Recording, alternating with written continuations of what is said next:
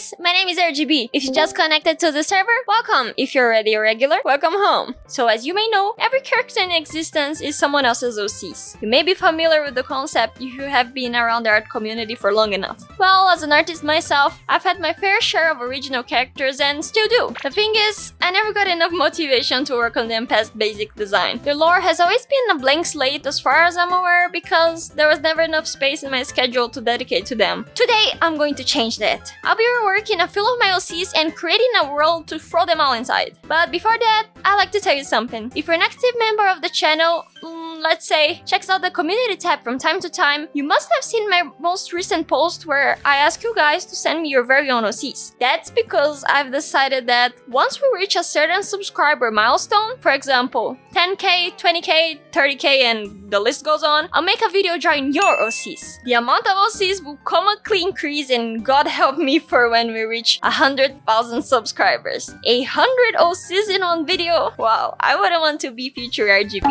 I've noticed that many people had trouble sending their link to their OCs. Some shared them in a hurry just to send them over to me, and others even sent documents that I couldn't actually access. I really appreciate all of your comments, but it got me thinking. If you're going to do this for every milestone, I like your OCs to be well organized and with as much info as you like them to have. That's where today's sponsor come in handy. Unveil! Unveil is a website focused on your OCs. It's especially designed to help you organize your characters and your world building ideas, showcasing them to the world with an extremely user-friendly interface. It's a safe place for artists, as they're completely anti-AI and never NFT, so you don't have to worry about having your creative rights stripped from you against your will. The character profiles are filled to the brim with space for you to talk passionately about your characters. And if perchance you don't really know where to start, there's a character traits list that you can fill in order to find out more about your own character, and personally I found it very helpful. Aside from that, the site's discoverability is awesome, as I've seen so myself after posting my own sauna there as a test to try out the website. Right after posting, I was already getting interactions without having any follower count. Lastly, April is Unveil's anniversary month, so hopefully it can keep on growing and we can create a lovely community. AI art is going rampant nowadays, and the disrespect towards artists from big corporations is only growing. We need to support special places like Unveil who want to protect us artists. Right now, they're hosting a celebratory event called Glitch in the Multiverse, so happy birthday to Unveil! Also, don't forget to use my link in the description so you can join Unveil. This ties up nicely with our newfound milestone tradition. I'll be picking out characters with the RGB milestone tag to be drawing. Don't forget to subscribe to the channel, and let's get right back into the video.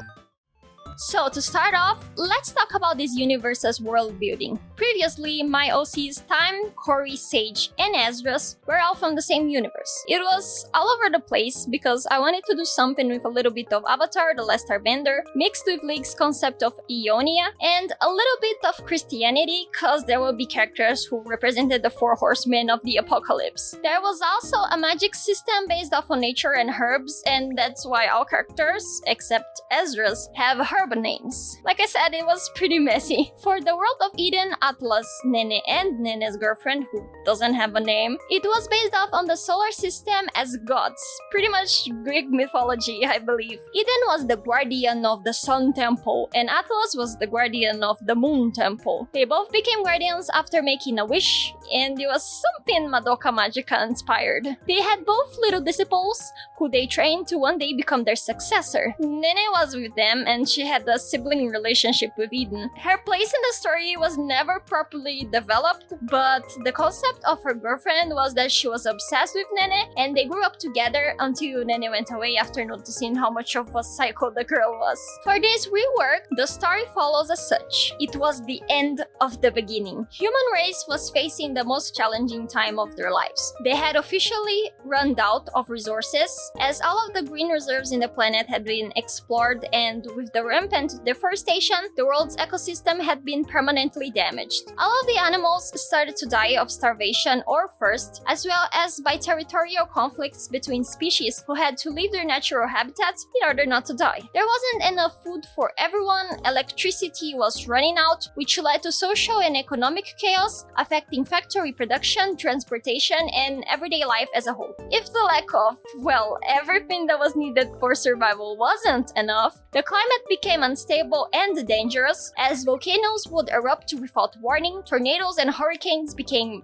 way more frequent, and the sea level would go up and down in short spans of time, which caused the destruction of many seaside cities and countries, as well as overall destruction in everywhere.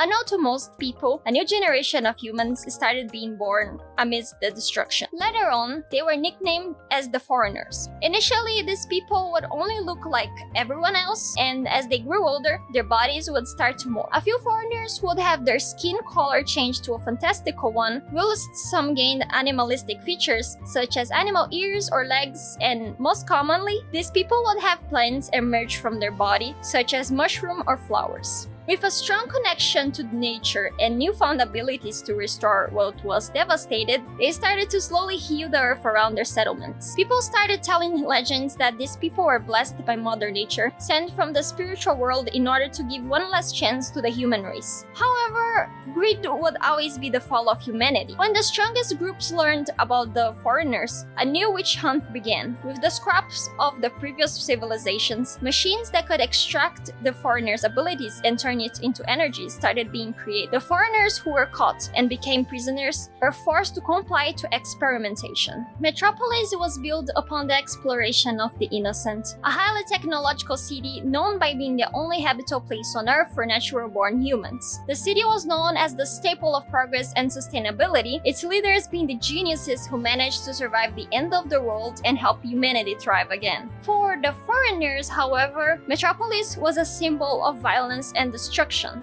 and groups of mercenaries would start to conduct missions to track and capture them in order to deliver them to the government, earning monetary compensation in return. Because of their natural abilities, the foreigners managed to survive outside of Metropolis. Their natural spiritual connection caused the climate and the environment to be welcome to them and their healing. They embraced their wild lives, many becoming non-verbal and slowly reversing to a more animalistic line of action. The settlements would create hiding spots at night, which would quickly be taken over by the growing nature around them. To get a little more insight on them, each foreigner has their powers related to their spiritual ancestry. Bird-related foreigners have the ability of purifying the air, as well as flying, and depending on their specific bird familiar, they have enhanced vision or speed. Foreigners based off on nature aspects such as plants usually have the ability of growing their familiar plants and using them as they please.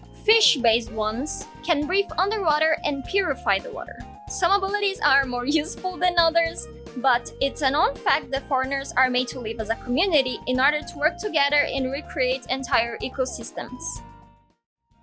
So, now that we have the world building out of the way, let's talk about the main characters. This is my first time ever drawing character reference sheets, so I apologize if it isn't the best one you've ever seen. Originally, Eden was the typical looks nice, but feels nothing inside type of guy. He was supposed to be the main antagonist for the story he was set in, being the guardian of the sun. For this new world we've created, I've decided to change him quite a bit. He was born in Metropolis and was raised by his adoptive parents until he reached adulthood and moved away to his own apartment downtown. He's a very active man who loves jumping up and down and running marathons. He's friendly and gets close to people pretty easily, which helped him in many aspects of his life in Metropolis, which is known for not being the kindest of places. The main idea for his character is that he's a late bloomer of sorts. Eden didn't start morphing until he was already a fully grown adult, which allowed him to live under Metropolis' radar for a long time. Through his childhood, similarly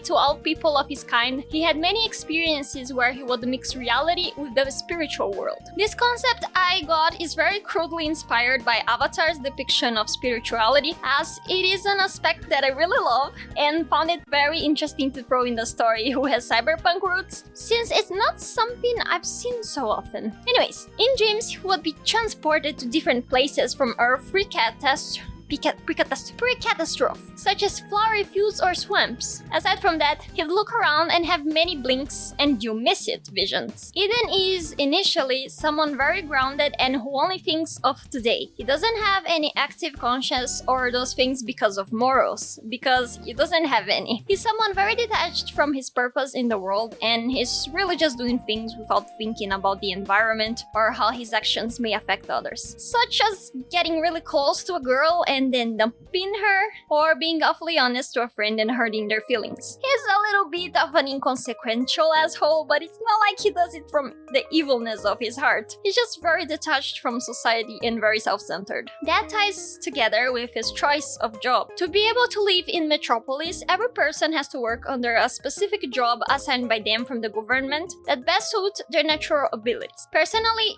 Eden was scaled to 3 types of jobs. He could work as security in places such as hospitals or labs, as a rescuer, it's kind of a mix of firefighters and cops, or a scrap collector. He ended up choosing to be a scrap collector in order not to have to deal with other people's problems. So, what is a scrap collector? It is exactly what it seems. They collect scrap metal. The main aspect of this world is that it lacks resources. It is a highly technological cyberpunk world, but the undertone of resources shortage is strong on how everything else operates. The only people who got abundance of resources are the foreigners, but even then don't have as much as the city needs.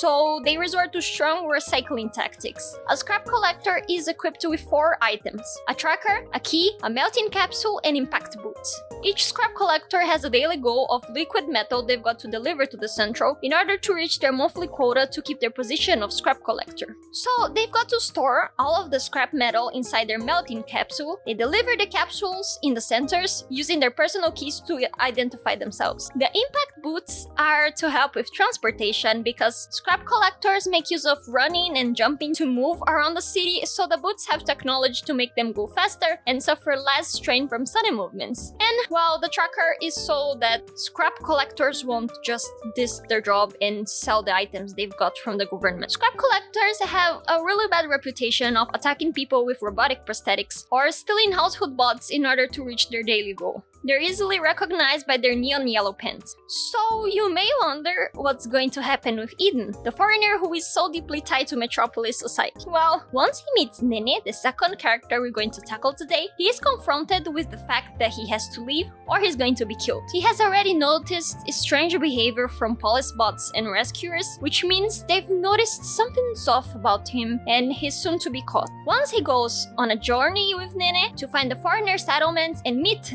the Oracle, he's faced with his role in the world as a foreigner with a praying mantis ancestry and has to connect with his spiritual roots again or face the detrimental consequences of not doing so. All of that while trying not to get killed by Metropolis leaders who assigned a very special woman to go after him, which is the girl you've seen on the sketches before, like the big girl. You probably know who she is because she looks evil. I've still got a lot more to think about Eden, and I'm sure it's going to be very fun as I flesh out his character as time goes by. I'm usually someone who tries to go with functionality over style, but I wanted to step out of my comfort zone and try to mix the two together to make an interesting enough design for him. Things might change as time passes, but for now, that's Eden.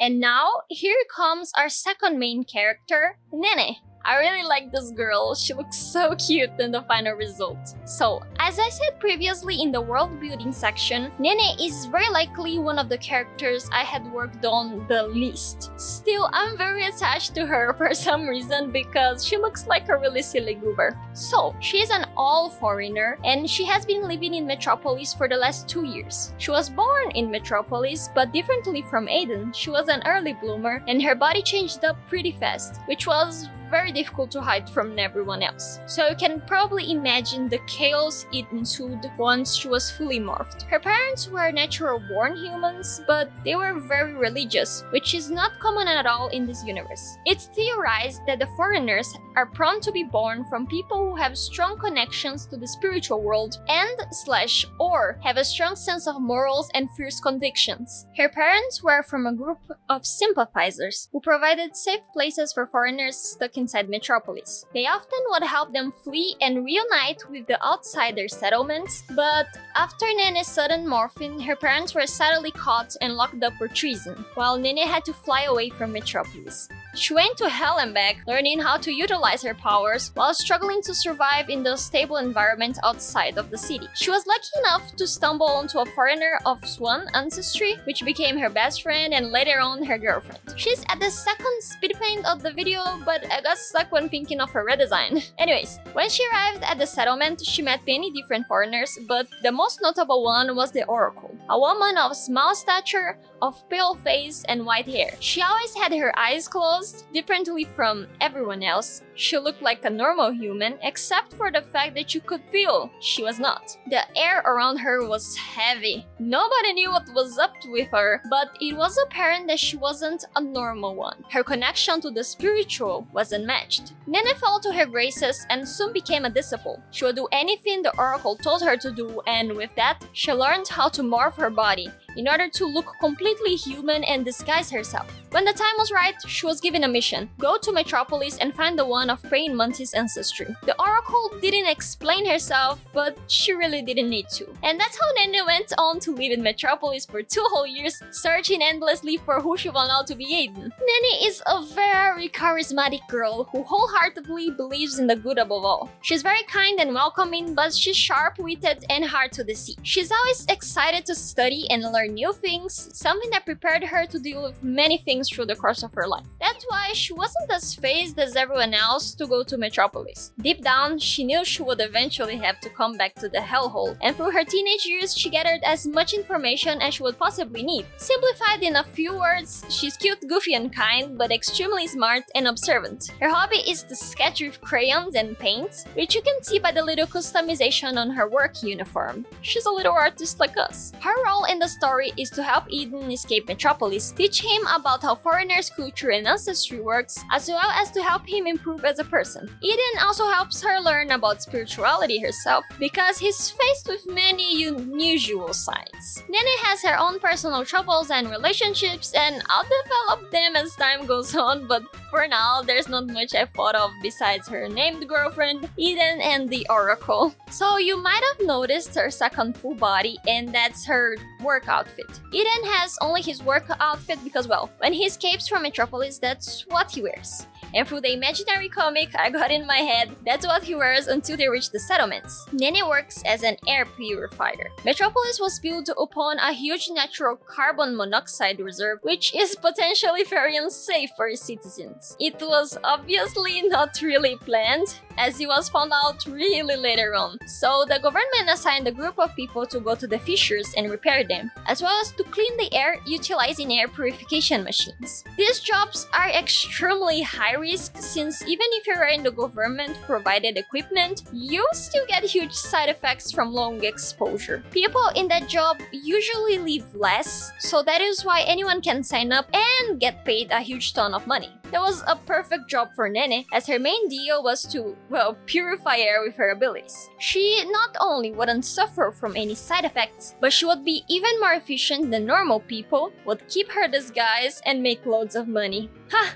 This video is pretty different from normal. I believe it's heavily personal because I'm showing you guys something that's basically all mine, and I'm not sure how it'll be interesting, how much interesting it will be. I'm very open to new concepts and criticisms, so if there's any idea or change you thought about while listening to this video, don't be shy to share it in the comments. I really appreciate all of your insights and thoughts, and it's really fun to read. Believe it or not, I read all of the comments, always. And that's it. It was a very fun ride, and I hadn't worked on something so mine in a long time. Don't forget to join Unveil and submit your character there with the hashtag RGB milestone, so I can feature your OC in the milestone specials. And thank you so much, Unveil, for being my first sponsor ever! And who knows, I might even make a reference sheet like this for your OC if they really tickle my brain. So thank you so much for watching. Bye!